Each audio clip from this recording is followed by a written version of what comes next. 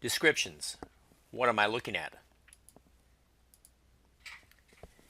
When we talk about descriptions, we talk about objectivity, and of course, if something is subjective, it's based on feeling. While it's objective, it's based on fact.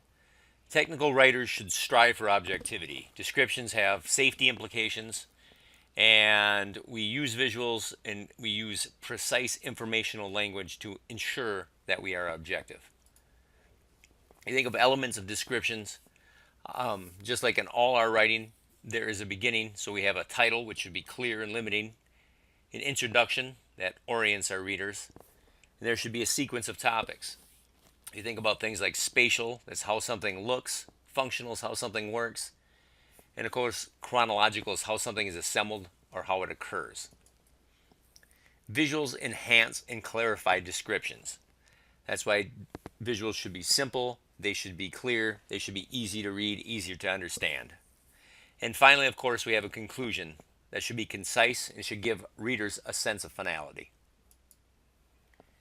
Here is figure 12.1 is a descriptive visual. This is the description of electricity meter.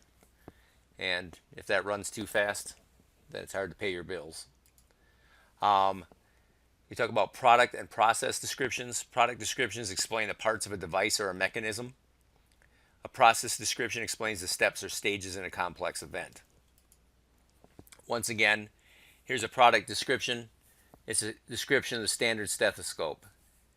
As you can see, the writing gives an introduction to what we are looking at.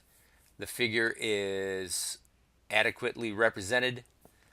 The writing is clear. It's obvious what the arrows are pointing to, or the lines in this case.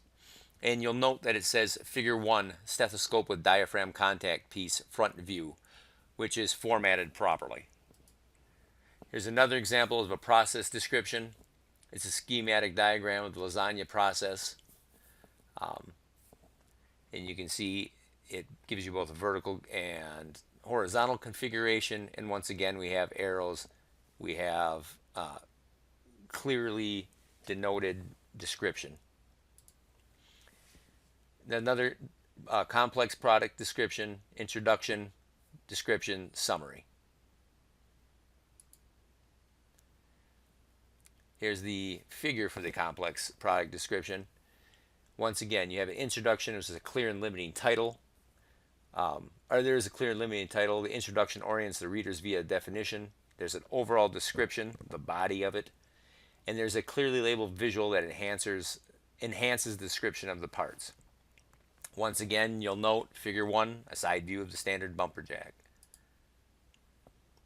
You go on further, the description continues. There's another figure 2, the top of the view of the jack base. And if we get to the end, we continue our description and we end with our conclusion. That tells us how it works.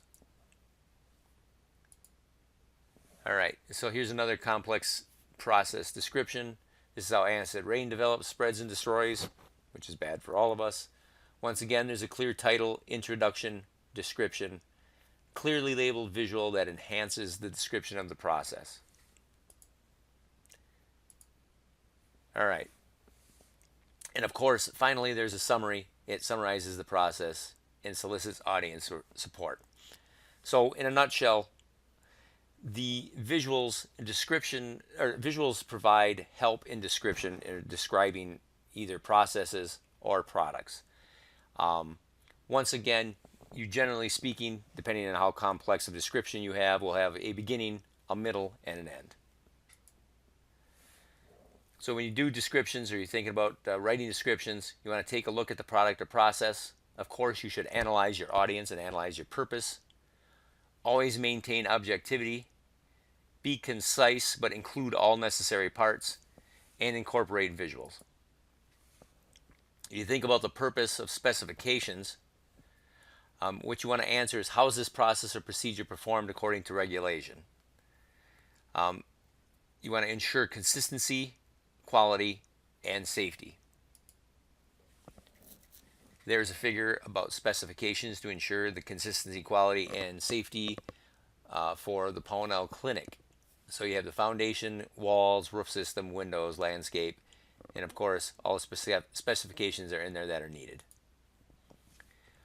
When you think lastly about specifications, once again, you analyze your audience. Who are these specifications for? You should know the minimum governmental industry standards, keep consistency, quality, and safety, use a standard format, introduction and title are important, list component parts, refer to other documents or specs as needed.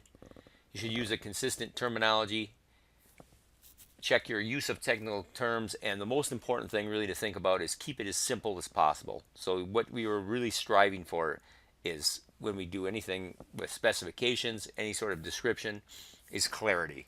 We're trying to describe something to someone in a way that they will understand it and that they can utilize this information.